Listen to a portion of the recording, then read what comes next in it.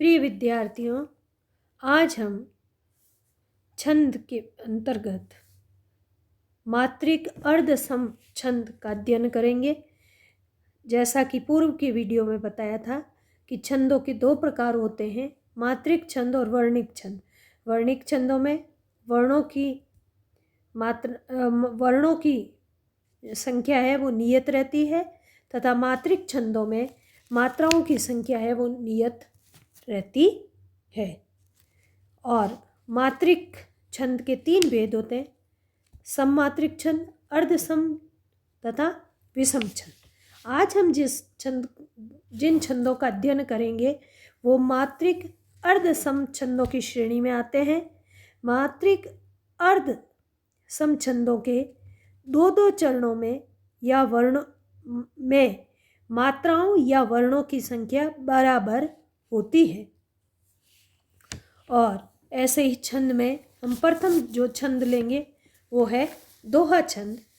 दोहा छंद की जो लक्षण या विशेषताएं हैं वो इस प्रकार है कि विषम चरण में 13 मात्रा है, यानी इसके विषम अर्थात पहले और तीसरे चरणों में 13 तथा सम चरण में 11 मात्राएं होती हैं, अर्थात दूसरे और चौथे चरण में 11 मात्राएं होती हैं। विषम चरणों के प्रारंभ में जगण अर्थात लघु, गुरु, लघु नहीं होता है तथा सम चरणों का प्रारंभ प्रायः लघु से होता है। सम चरणों का अंतिम अक्षर प्रायः लघु होता है। उदाहरण के लिए, राम नाम की लूट है, लूट सके तो लूट, अंतकाल पछताएगा, प्राण जाएगा छूट।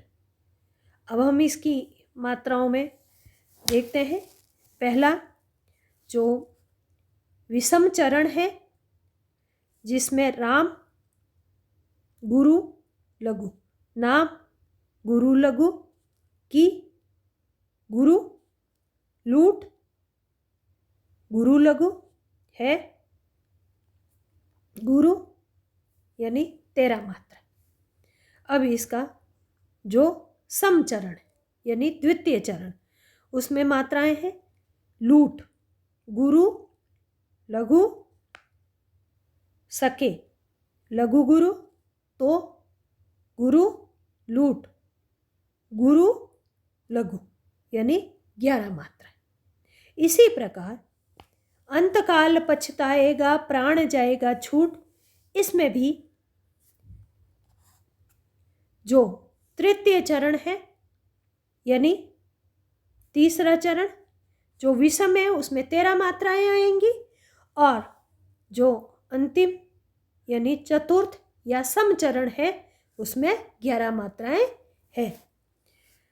अगला जो हम छंद जिसका अध्ययन करेंगे वो है शोरठा छंद।